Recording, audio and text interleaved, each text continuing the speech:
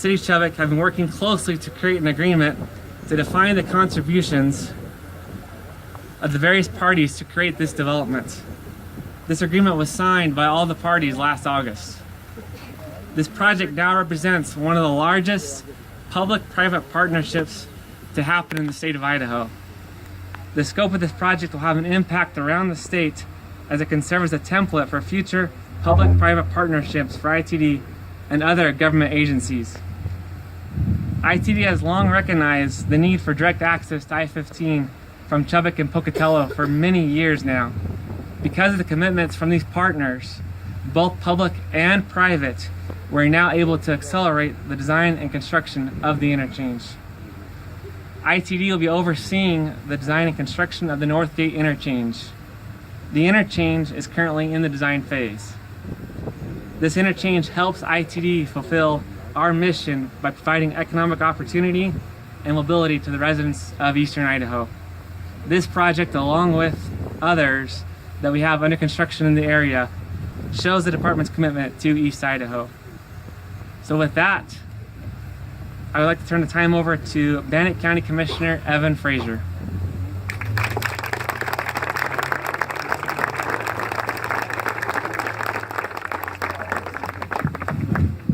Over the podium. I was going to say, I got to stand at the side here. You'll just see the top of my head. So, got to get the right spot on here.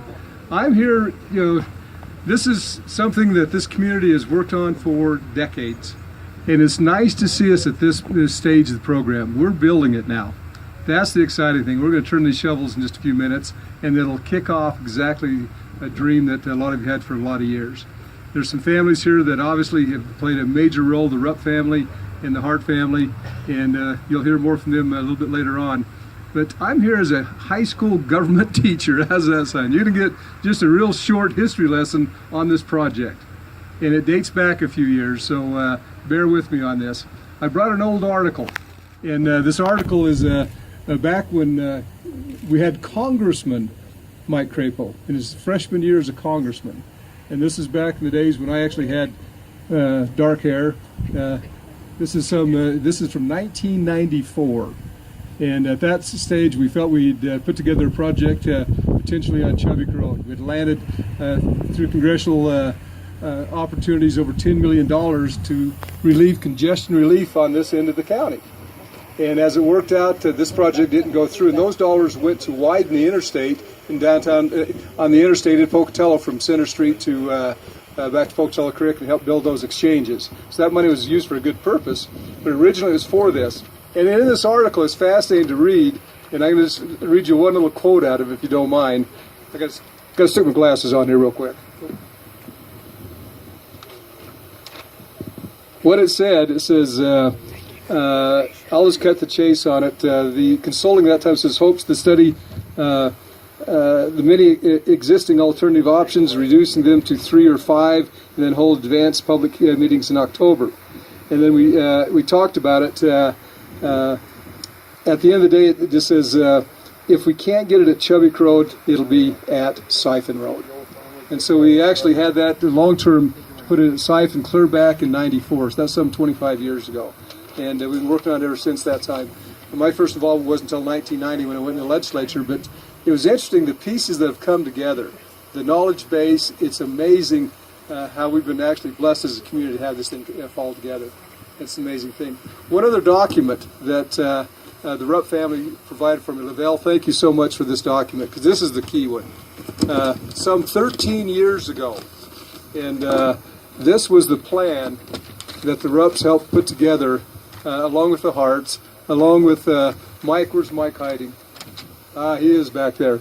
Mike helped draft this, and again, if you don't know Mike, he was heavily involved in the city of Pocatello. He's now heavily involved in this project. And this was the original master plan, and it's amazing how close this master plan is to what we're doing today. And it's just an amazing process that we've gone through. So this has been a community effort for years. It has involved a lot of moving pieces. There's so many people. I would take 2 hours to thank and recognize all the people that have been involved up here. So mine is just to give you that brief introduction. We've wanted this thing forever. It's finally here. It's put together. The contracts that have been signed, but we're in the final stages of it. And I think it's going to surprise you how quickly we're able to build this connecting road over to the project. And so we're just turning dirt today, and depending on weather and other factors, we'll see how far, if we were able to turn a whole lot of dirt this year. But next spring, Katie bar the door. This place is going to be an amazing sight to see as you see the progress that's going to take place. But thank you so much for coming out. We really appreciate it. We have a number of folks that just want to say a few words. And I believe, am I supposed to introduce the mayor of Pocatello? Was that? Oh, where'd my man go? Oh, I believe it is. I'm supposed to introduce the mayor. He's going to take a couple of minutes, and I think you just keep passing down the baton down the line. Okay. But Mayor Black.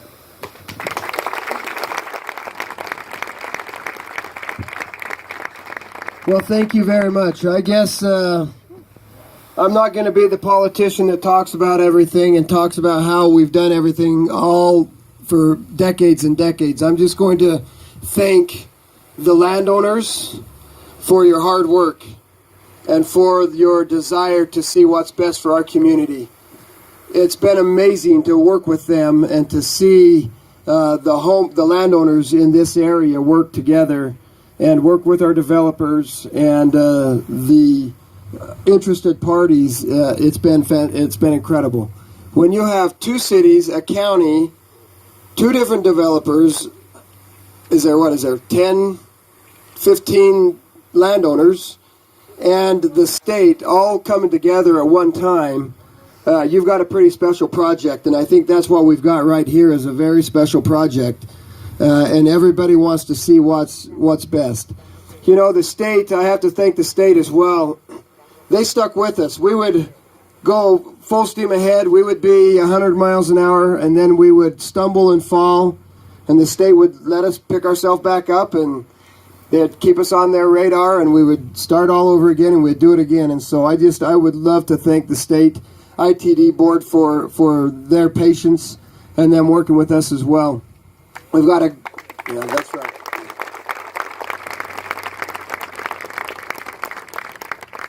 We've had city councils that have stayed on board, a lot of people that have just said, we're moving forward, and that's what's happened. And so we've stayed the course, and so thank you for everybody that has done that.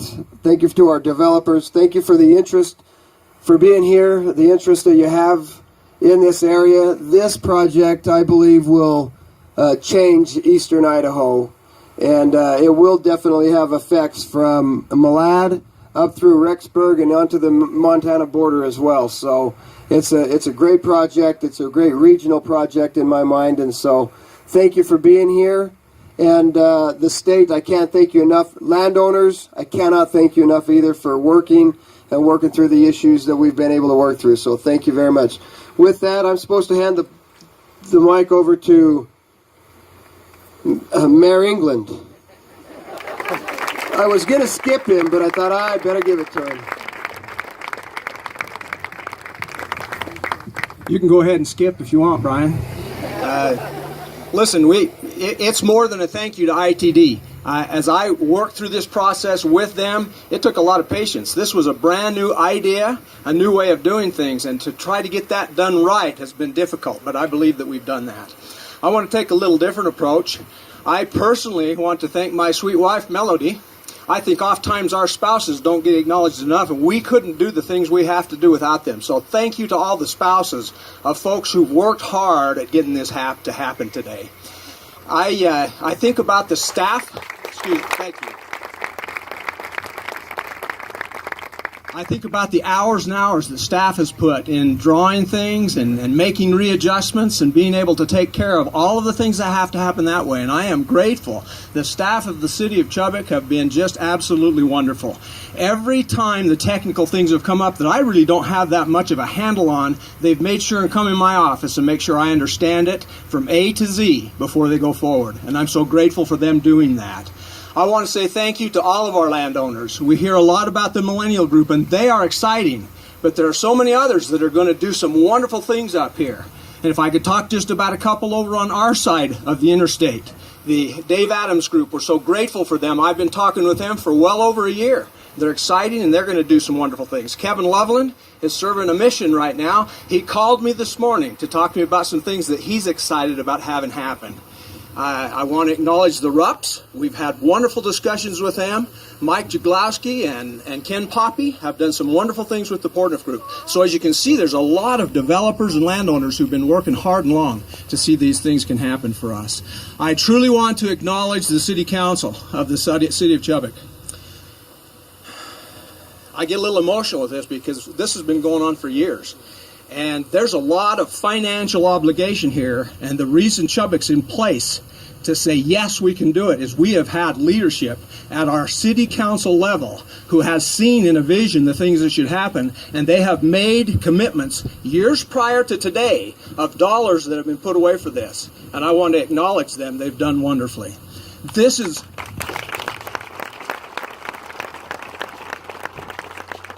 going to be a wonderful project. And folks, oftentimes we hear things that sometimes is, oh, could it possibly be that good?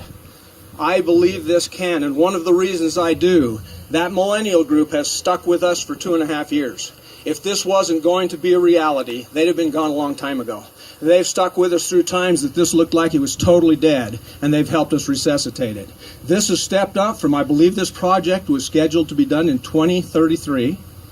It's wonderful to have it happening now. Thank you.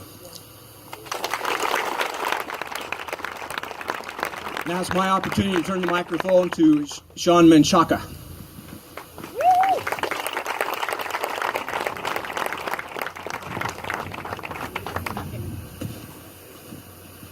So it's good to be with all of you here. I see a lot of friends and colleagues over the years, and it's really a special day for the Pocatello Chubbuck Chamber of Commerce. I'm Sean Menchaca, as Mayor England described. I'm the chairman of the Pocatello Chamber of Commerce, and I had to sort of laugh just a bit when Graydon was introducing everybody. He had wanted nothing to do with pronouncing my last name, if you noticed.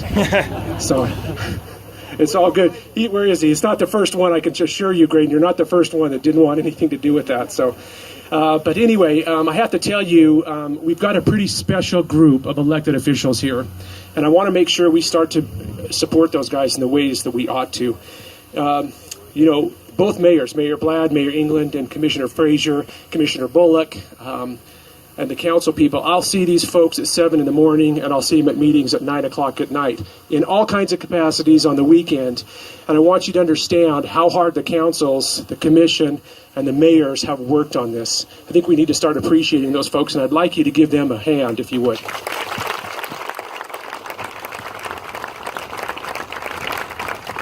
So one of our goals as the Pocatello Chubbuck Chamber of Commerce Pocatello Chubbuck Chamber of Commerce is to create a positive business climate. And I can assure you, this team of developers and the team of elected officials that we have are doing just that. And so we thank them for that. And I'm to keep my word short because we've already thanked many people, but it is my honor to introduce what I'd like to call a new friend, Buck Swaney. Buck is, before he comes up here, I have to tell you that the commitment that they've made to this kind of community, I hope if you haven't seen it, is incredible in terms of the way that it's designed and the incredible quality and the consistency and quality that those folks are committed to. You'll have to talk to him and get to know him. But Buck, if you would come up.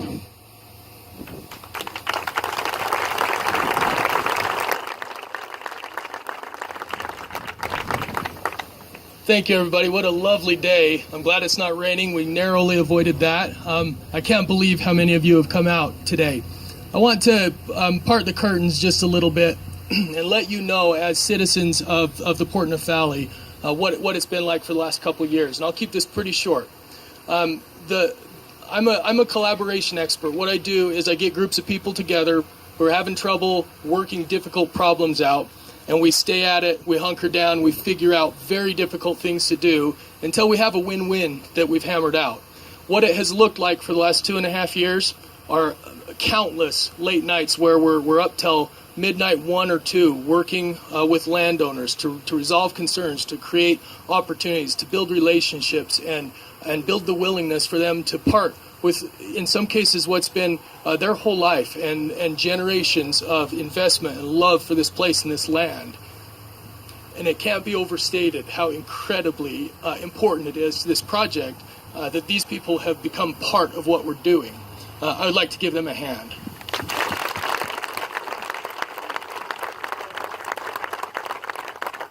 And then you move into our collaborative environment where we get together every single week, sometimes multiple times per week, and we have for 2.5 years.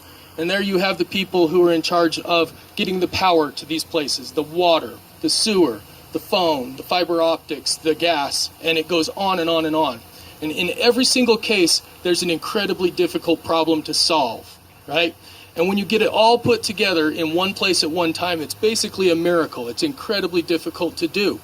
And it has taken so much time, effort, talent, just doggedness, determination to get here. It's unbelievable. We're standing here on the shoulders of many men and women who have worked very, very hard to create this opportunity for the Port-Nephali residents.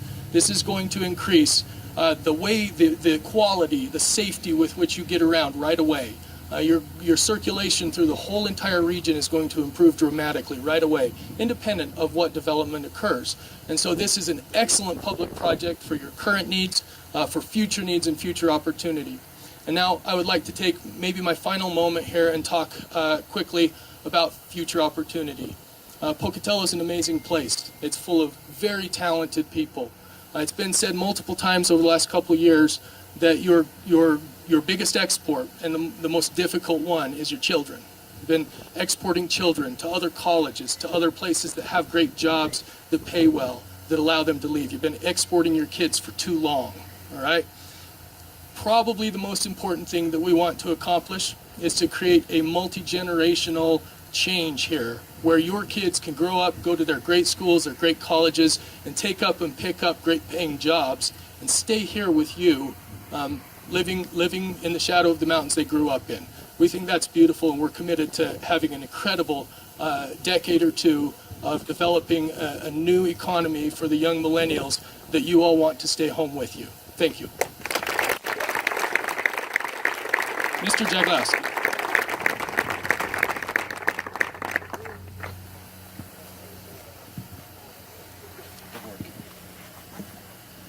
Well, they say there's two things that are good about being the concluding speaker. One, no one wants to hear me. That's a laugh, okay. Number two, everybody's done the work for me already. But one thing that I wanted to just highlight here is, again, our landowners, the Harts and the Rupps, and the many hours that we've put together on that and created friendships from, early on in the 2000s to work through this. And I have to say this, is that I can remember just about in 2005, 2006 era, when we had a meeting between myself and Jim Hart and Ken Poppy. We were right over here at this corner, and he looked around and he says, I think this is about the last time that I want to be cutting hay. I think next season I'm going to plant development. I want to create a community that makes a lot of sense and create a place where people are able to have a feeling of belonging. And that has always stuck with me. And as we've gone through and worked together as friends and neighbors and as partners and working through a lot of these different things, that's always been something that's rang true. And that's something that I think from this group that we have here, plus everybody else that's contributed to this, I think we are on the verge of making that become a reality. And I thank you.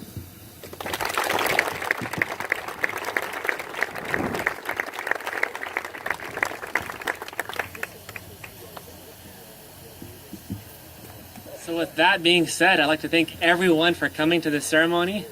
And now is really the moment that we've all been waiting for, and that is to officially break the ground. Let's do it. 1, 2, 3.